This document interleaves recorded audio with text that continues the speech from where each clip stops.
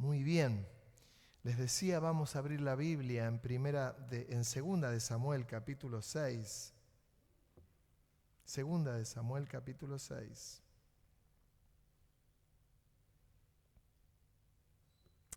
David volvió a reunir a todos los escogidos de Israel, 30.000. Y se levantó David y partió de Baala de Judá con todo el pueblo que tenía consigo para hacer pasar de allí el arca de Dios, sobre la cual era invocado el nombre de Jehová de los ejércitos, que mora entre los querubines. Pusieron el arca de Dios sobre un carro nuevo y la llevaron de la casa de Abinadab, que estaba en el collado.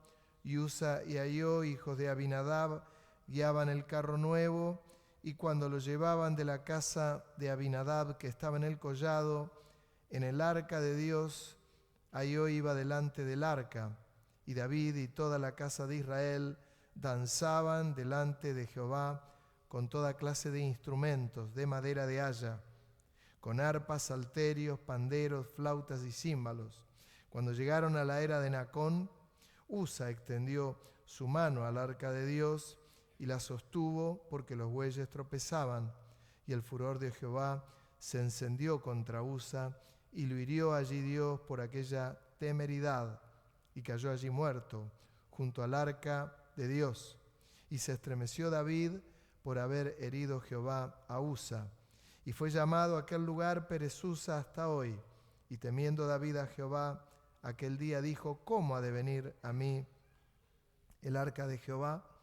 De modo que David no quiso traer para sí el arca de Jehová a la ciudad de David, y la hizo llevar David a casa de Obed-Edom Geteo. Y estuvo el arca de Jehová en casa de Obed-Edom Geteo 3 meses. Y bendijo Jehová a Obed-Edom y a toda su casa. Y fue dado aviso al rey David, diciendo: Jehová ha bendecido la casa de Obed-Edom y todo lo que tiene a causa del arca de Dios. Entonces David fue y llevó con alegría el arca de Dios de casa de Obed-Edom a la ciudad de David. Y cuando los que llevaban el arca de Dios habían andado 6 pasos, él sacrificó un buey y un carnero engordado, y David danzaba con todas sus fuerzas delante de Jehová. Y estaba David vestido con un efod de lino. Así David y toda la casa de Israel conducían el arca de Jehová con júbilo y sonido de trompeta. Cuando el arca de Jehová llegó a la ciudad de David, aconteció que Mical, hija de Saúl, miró desde la ventana y vio al rey David que saltaba y danzaba delante de Jehová, y le menospreció en su corazón. Metieron pues el arca de Jehová y la pusieron en su lugar en medio de una tienda que David le había levantado, y sacrificó David holocaustos y ofrendas de paz delante de Jehová.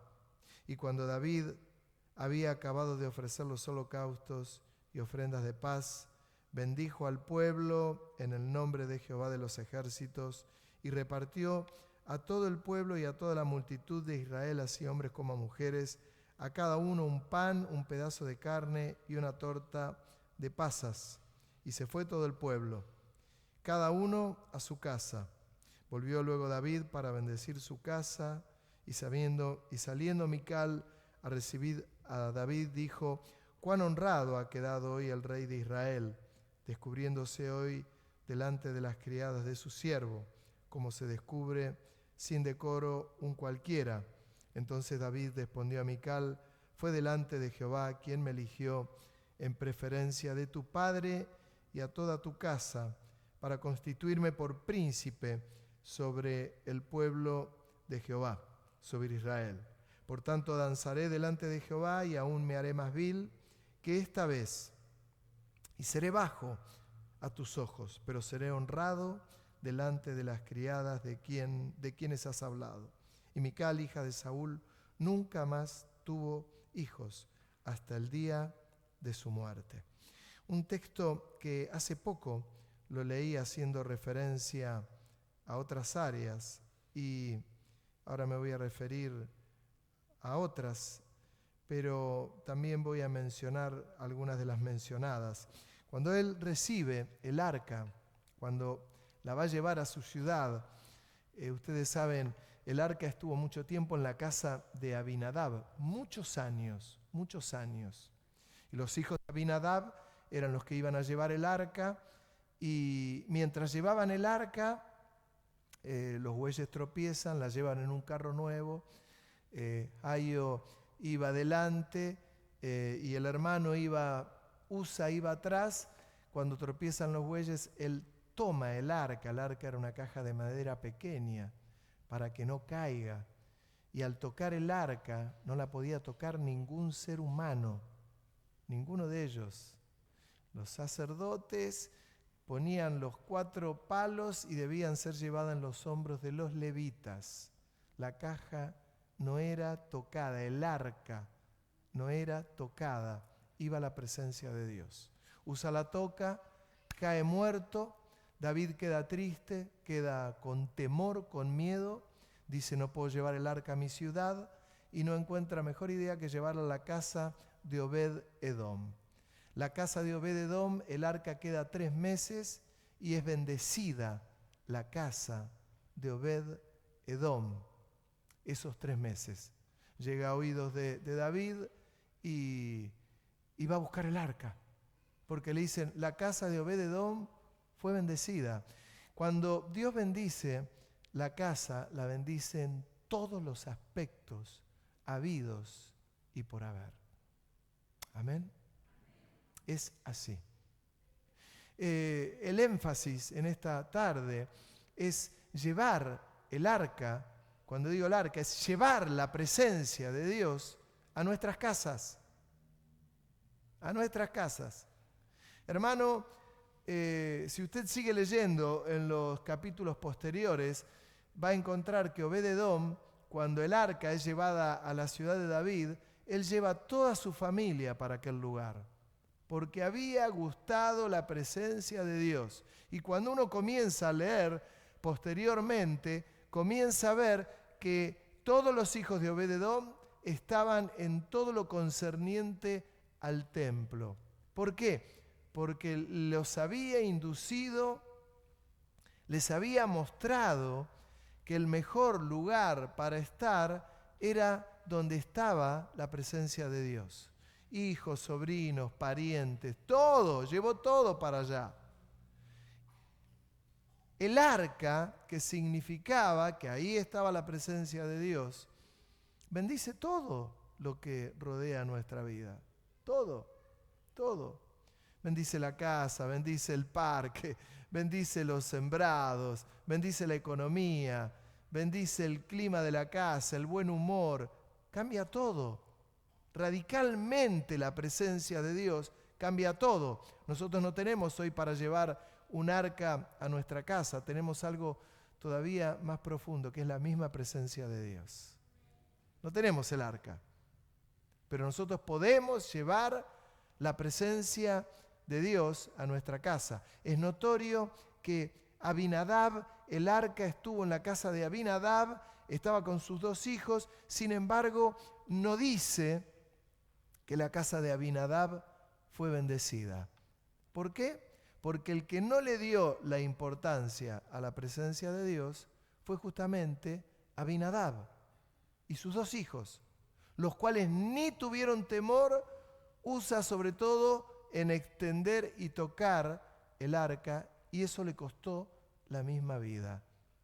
¿Qué fue lo que hizo Abinadab? Si usted me dice, y acá comienza mi especulación. Yo creo que los 3 meses que el arca estuvo en la casa de Obed-Edom no le quitó la mirada al arca. Caminaría, cantaría, oraría. Y Dios se dio cuenta que Obed-Edom le estaba prestando atención. Y llamaría a toda su familia. ¡Miren, vengan! ¡El arca! ¡El arca! Yo me imagino que de pronto dirían, vamos a darle un aplauso a Dios. Y le daban todos un aplauso a Dios. Y deberían levantar las manos. Tenemos la presencia de Dios. Imagínense que cuando Israel estaba en guerra, llevaban el arca de la presencia de Dios a los lugares donde había guerra. Y Dios les daba la victoria. En una sola oportunidad no les dio la victoria, pero era porque el pueblo estaba desquiciado y hacían exactamente lo que quisieron por culpa del rey y perdieron el arca que se lo llevaron los filisteos. ¿Qué es lo que ocurre con la presencia de Dios? El secreto está en llevar la presencia de Dios a la casa. Hace muchos años yo viajaba mucho a la iglesia en Paraguay, cubríamos la iglesia en Paraguay y había una hermana que habían pasado unas circunstancias determinadas, habían perdido, no tuvieron más el lugar para reunirse, un local para reunirse, y la iglesia dijo, bueno, ¿dónde podemos ir en algún lugar tenemos que congregarnos? No podemos pagar un alquiler, y la hermana daba clases, de clases determinadas en su casa y tenía unos salones. Y esta hermana ofrece el lugar y le dice, tengamos reunión en los salones donde yo doy clases, que son importantes, y ahí tengamos el culto. Y me acuerdo que llegué en ese tiempo y fui a Asunción y Dios me había dado una palabra, y la palabra para la hermana era que ella había llevado la presencia de Dios a su misma casa y que ella era como Obed-Edom. Y recuerdo que esta hermana comenzó a llorar, comenzó a quebrantarse y me dijo, pastor, esta misma palabra me dieron hace poco. Y la iglesia estuvo ahí, visible, los lugares donde ella daba clases de protocolo. ¿Y saben qué ocurrió? Todo ese tiempo, su casa fue bendecida. Su negocio fue bendecido. Comenzó a dar clases de protocolo a nivel nacional por todo Paraguay. Los presidentes mandaban a las comitivas a las clases de protocolo que ella daba, ceremonial y protocolo. Y comenzó a extenderse la fama de esta hermana por todos lados, por todos lados. Venían de naciones y mandaban las personas que ocupaban cargos importantes a que den clases de protocolo y ceremonial. Y le pagaban. No es que era gratis. Y Dios la empezó a bendecir. Y Dios la empezó a bendecir. Y Dios la empezó a prosperar. Y Dios la empezó a prosperar. ¿Qué había pasado? Había llevado la misma presencia de Dios a su casa. Y no había con qué darle. Yo les había dicho hace unos 20 días, un mes, que iba a hablarles de Obed-Edom, les iba a mencionar esto. Y después me fue quedando en el tintero, y antes de ayer recibo un WhatsApp de esta hermana de Paraguay. Me dice, querido pastor, ¿te acordás cuando me dijiste que mi casa había sido bendecida como la casa de Obed-Edom? Y recordé que yo le había dicho a la iglesia, voy a predicar sobre Obed-Edom. Y fue quedando. Y esta hermana me reflotó este tema. En un día como hoy, donde se festeja, algunos festejan el Día de la Madre, el Día de la Familia, hermano, el verdadero Día de la Familia, la verdadera bendición en los hogares es cuando se lleva la presencia de Dios a la casa. Esa es la verdadera bendición. Esa es la verdadera bendición. Cuando la presencia de Dios se respira en los hogares. Cuando es moneda corriente hablar de la presencia de Dios. cuando se escuchan alabanzas en los hogares, cuando se escucha de fondo, está cocinando y pone uno con el celular y busca un tema y se escucha la presencia de Dios. Es eso.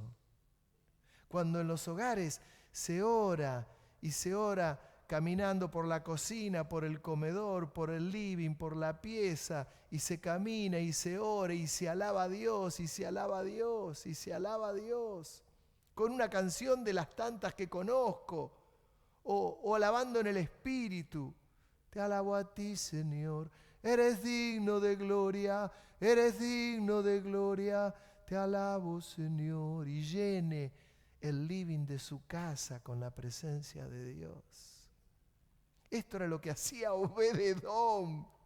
Por eso Dios bendijo la vida de Obed-Edom, y lo dice, y Dios bendijo la vida de Obed-Edom esos 3 meses que estuvo el arca en su casa, y de Abinadab no dice nada, porque Abinadab tenía el arca como quien tiene un mueble en la cocina, y lo que tenía ahí era la presencia de Dios. Le quiero decir a los maridos, a las esposas, llenen sus casas de la presencia de Dios, porque es eso lo que marcará las diferencias en los hogares. Es esto.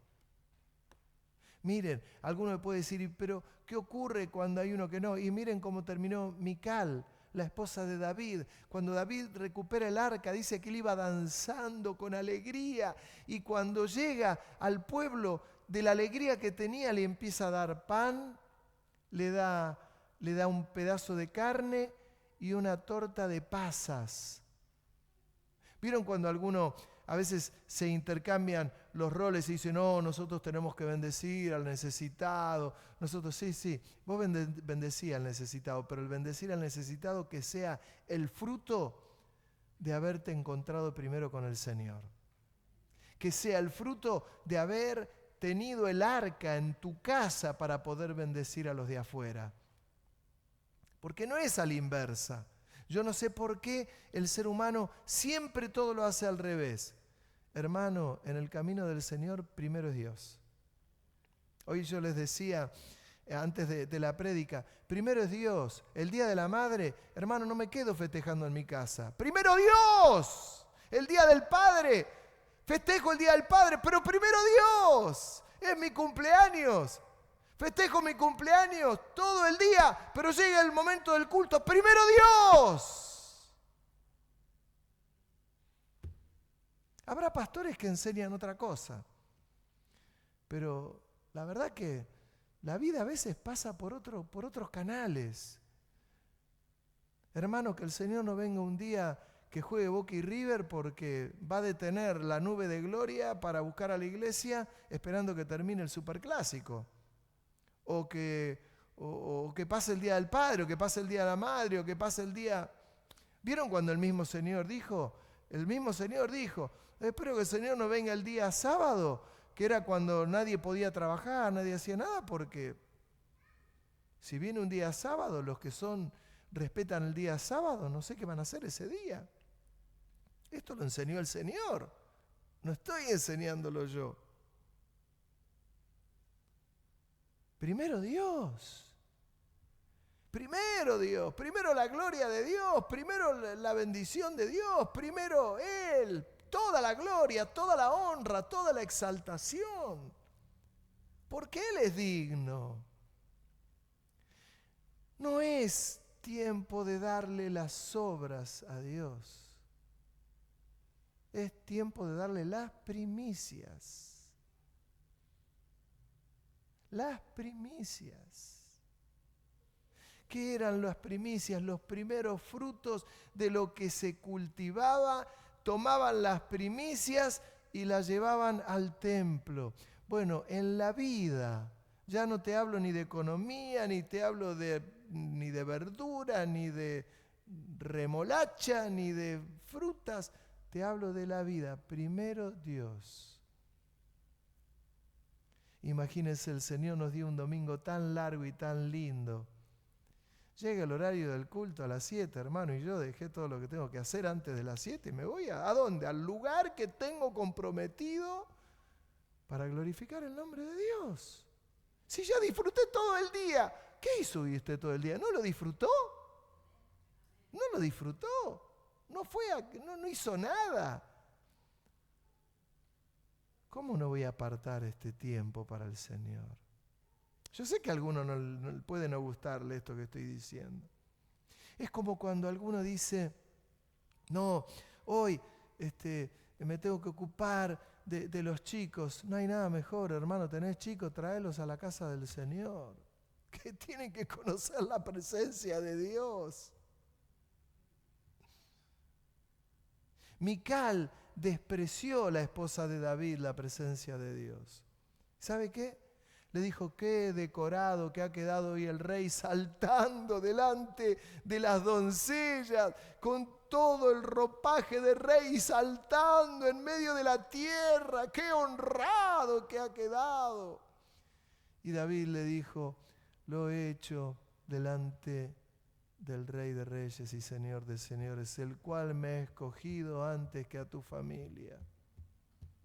Y dice la Biblia, terminando, y Mical no tuvo nunca más hijos. No tuvo hijos. No tuvo más hijos. No tuvo hijos.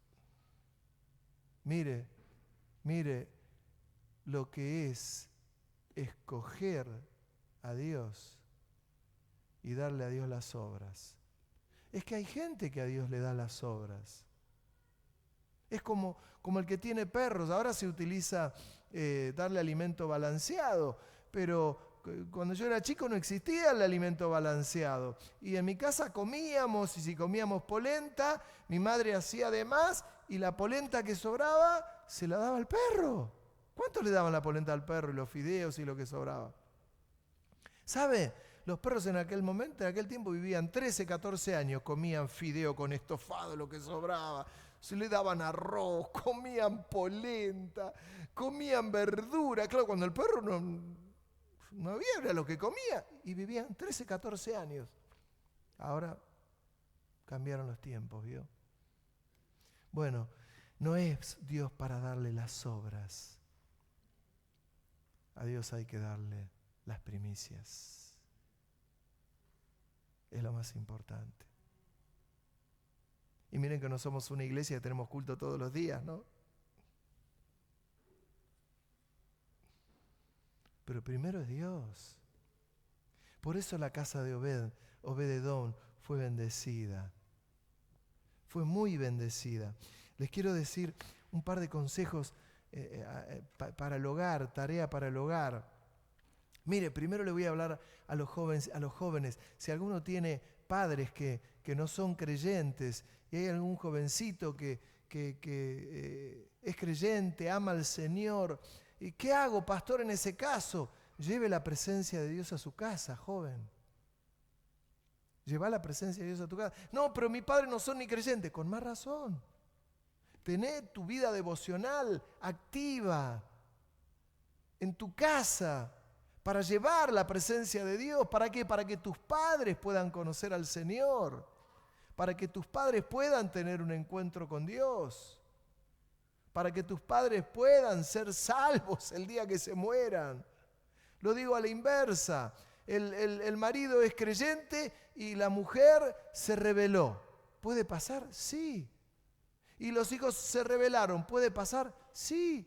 ¿Qué hago? Y mire, pastor, mi mujer no me acompaña, mis hijos no me acompañan, la verdad que no sé qué hacer. Lleva la presencia de Dios a tu casa, alabá en tu casa, glorificá en tu casa, para que la presencia de Dios toque la vida de tu cónyuge, de tu hijo, de tu hija.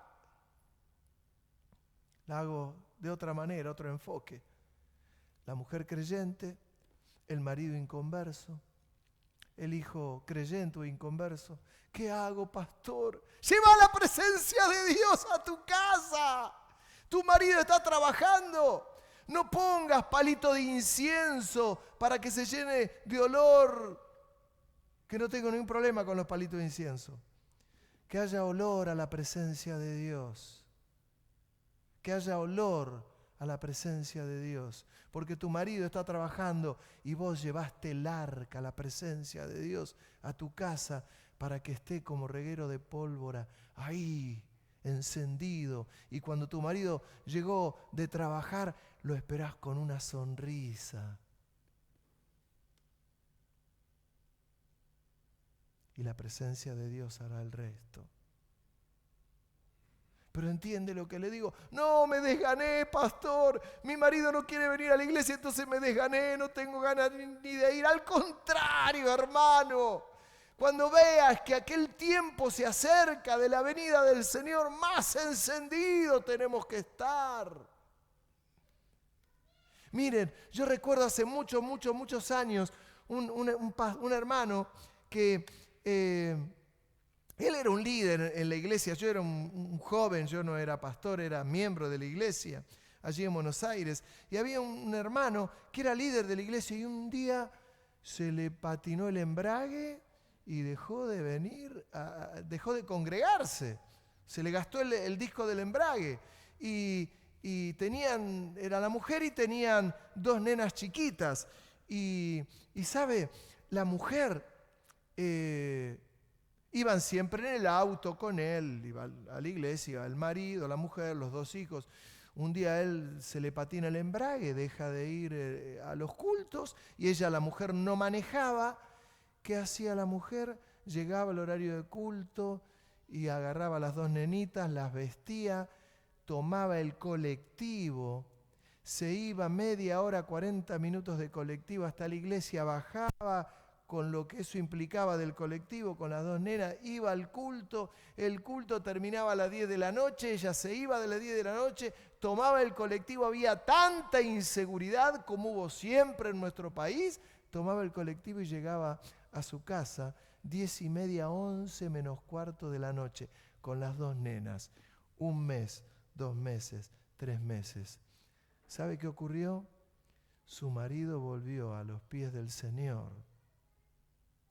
Porque la mujer no cesó en llevar la presencia de Dios a su casa.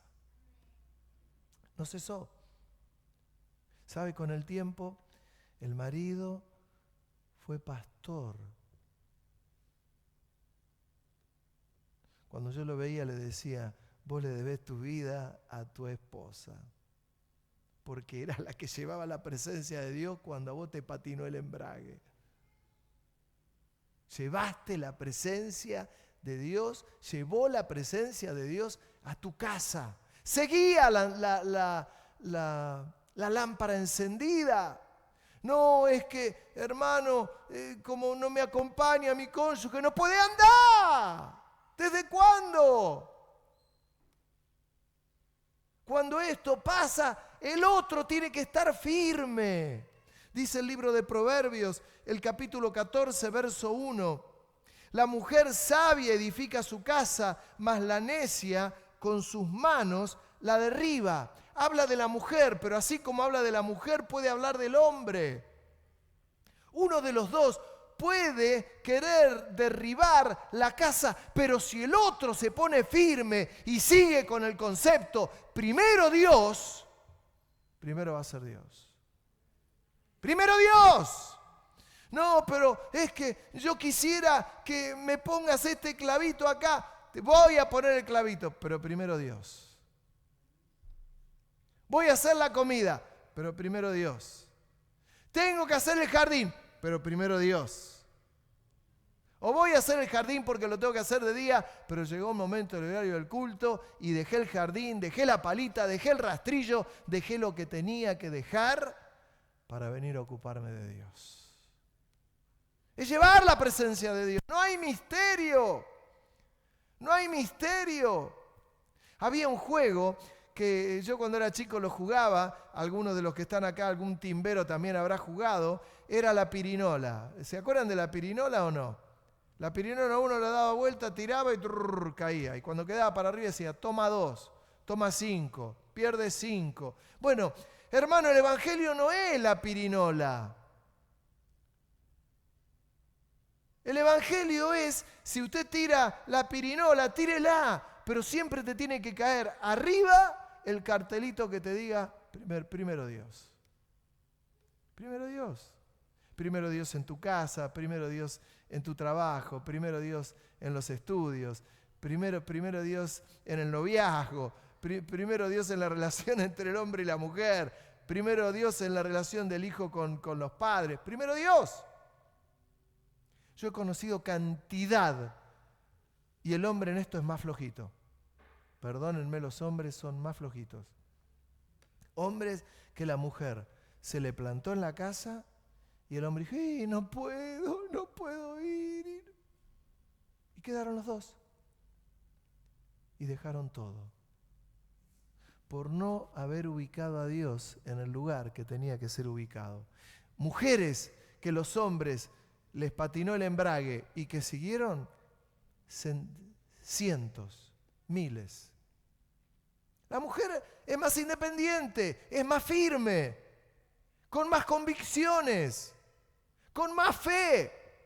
Me decía un pastor amigo de la ciudad, mirá, en mi caso el 70% de la congregación son mujeres, el 30% hombres. Dentro del liderazgo igual, todos los líderes son mujeres. ¿Qué pasa? Me atrevo a decir que tiene más convicciones. Y el hombre, lo que se olvida es que él es la cabeza de su hogar. Así lo definió el Señor. Es la cabeza de su hogar. Es la cabeza de su hogar. Tu marido es inconverso, no lo dejes, porque el mismo apóstol Pablo lo dice, no lo dejes. Orá por tu marido para que se convierta, pero tu marido no se convierte, seguí firme con el Señor. Se convirtió y es tibio con el Señor. Seguí firme en el camino del Señor. Hay mujeres que llevan adelante sus hogares, porque hay hombres que no tienen carácter. Y cuando digo carácter no digo mal carácter. Digo la ausencia de carácter para tener el arca de la presencia de Dios en sus casas. No dice nada la Biblia de la esposa de Obed-edom, porque la cabeza era Obed-edom. Y el que cuidaba el arca fue Obed-edom. Y Obed-edom no solamente reunió a todos los suyos, porque él había gustado lo que era la presencia de Dios. Y saben, una de las grandes pruebas y una de las grandes dificultades que hay en los hogares es que hay hogares que no están preparados, no se preparan para esto, no se preparan para el día malo. No, acá estábamos de la manito, bien, y si a tu mujer le patina, se le peló un cable, ¿qué haces? Seguí firme, por amor de Dios. Y tu marido, y seguí firme.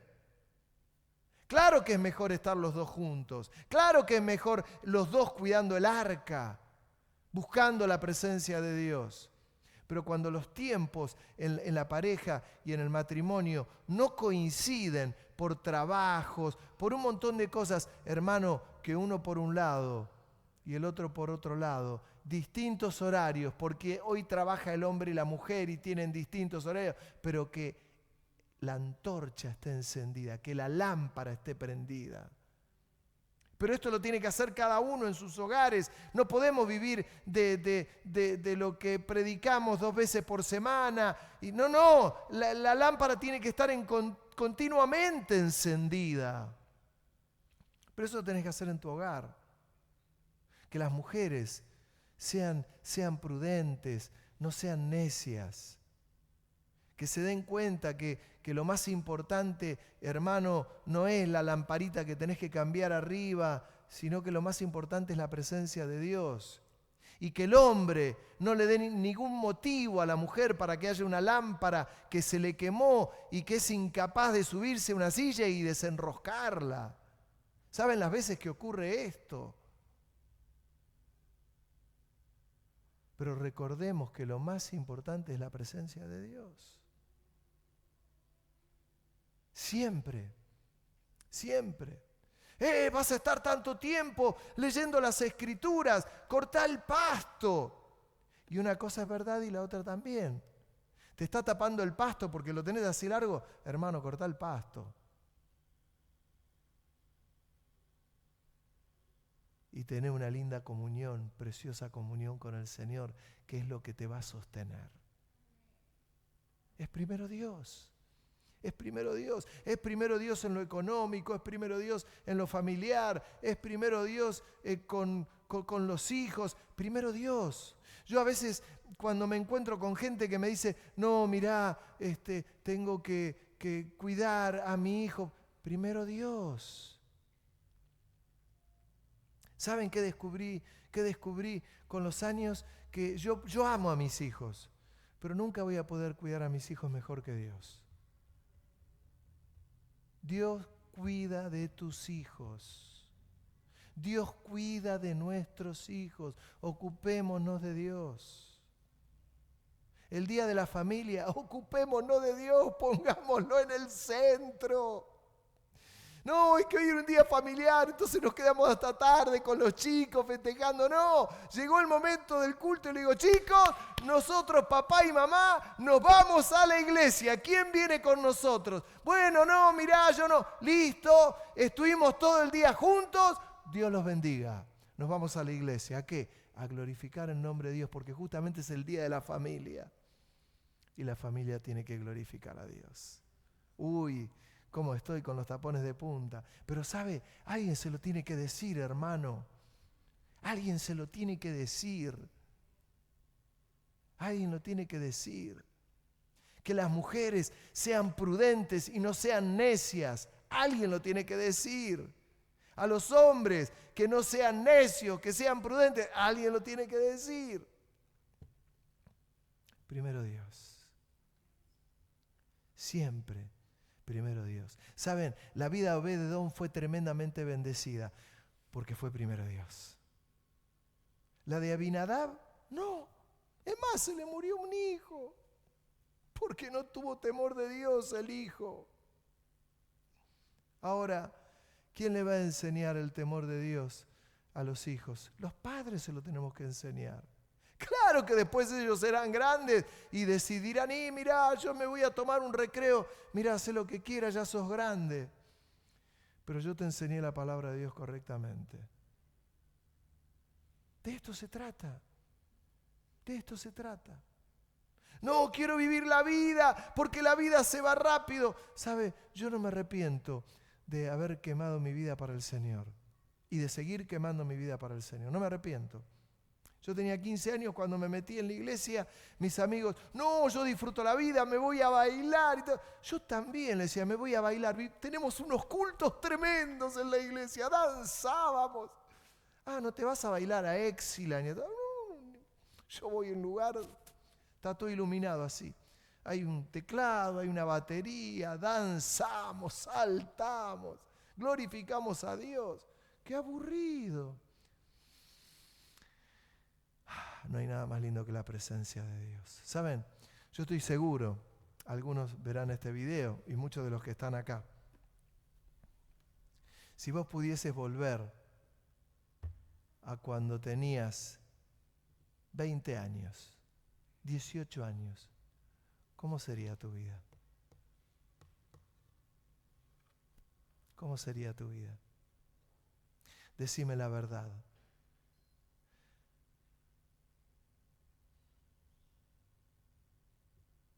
¿Cómo sería?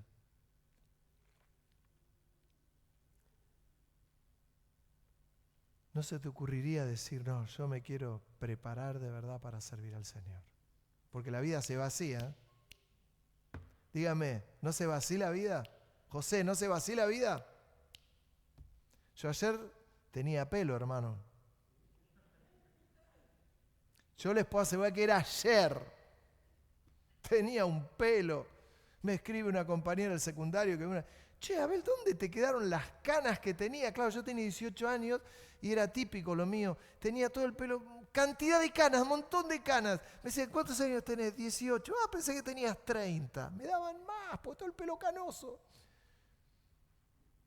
Me desaparecieron las canas, el pelo negro. Desapareció todo. Era ayer, hermano.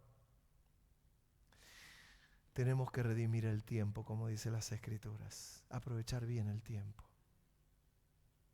Aprovechar bien el tiempo. ¿Sos joven?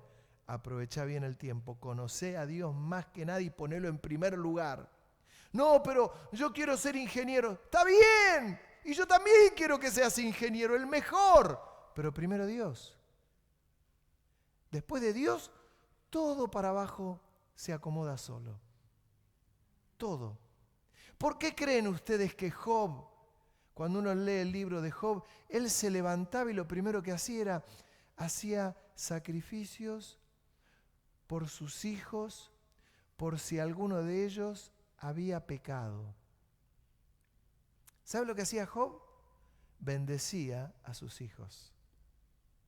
Oraba por sus hijos. Velaba por sus hijos. ¿Amás a tu marido? Primero Dios. Y te va a ayudar a que lo ames con todo tu corazón a tu marido. ¿Amás a tu mujer? Primero Dios. Y vas a ver que ella lo va a entender, salvo que se le vaya el amor y que de golpe te diga, mira, se me fue el amor, cambié. Pasa, se los puedo asegurar. Ponga a Dios en primer lugar. Primero el Señor. Y Él se va a encargar de las demás cosas. Por eso Él dijo, busca primeramente el reino de Dios y su justicia, y las demás cosas serán añadidas. No les estoy diciendo nada nuevo. Pero mi querido hermano, termino diciéndole, aprendamos de Obed-Edom. Y no repitamos la historia de Mical, la esposa de David. Aprendamos. No miremos a Abinadab, que tenía el arca en su casa y ni se enteró. Montón de años tuvo como 15 años, 20 años tuvo el arca en su casa. Lo tuvo como un adorno, un reloj. Y no se enteró. Lleva la presencia de Dios. ¿Sabe qué se hacía en el templo? En el templo uno de los rituales era quemar incienso. Y quemaban incienso en el templo. Iban caminando, quemaban incienso, llenaban el lugar de perfume. Y a veces el Señor les hablaba. Y el Señor se les aparecía. Es la presencia de Dios. El otro día una joven comienza a dirigir el culto, la primera vez que había dirigido el culto, y dirigió de una manera brillante. Yo dije, esta chica ha dirigido los cultos en otro lugar. Le pregunto al marido, y me dice, no, nunca dirigió un culto en ninguna iglesia. Yo hice así, me corrí para atrás, y me dice, lo que ocurre es que nosotros tenemos culto en nuestra casa, y ella lo dirige así en la casa. ¿Entiende lo que le quiero decir? ¿Cuál era el secreto? Que esta joven en su casa está ministrando en la presencia del Señor. Y el día que lo tiene que hacer arriba de una plataforma, lo hace igual que como lo hace en la casa. Y así como logra que caiga la presencia de Dios en su casa, cuando tiene que dirigir un culto, la presencia de Dios cae de la misma manera.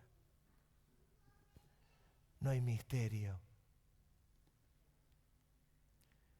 No hay ningún misterio.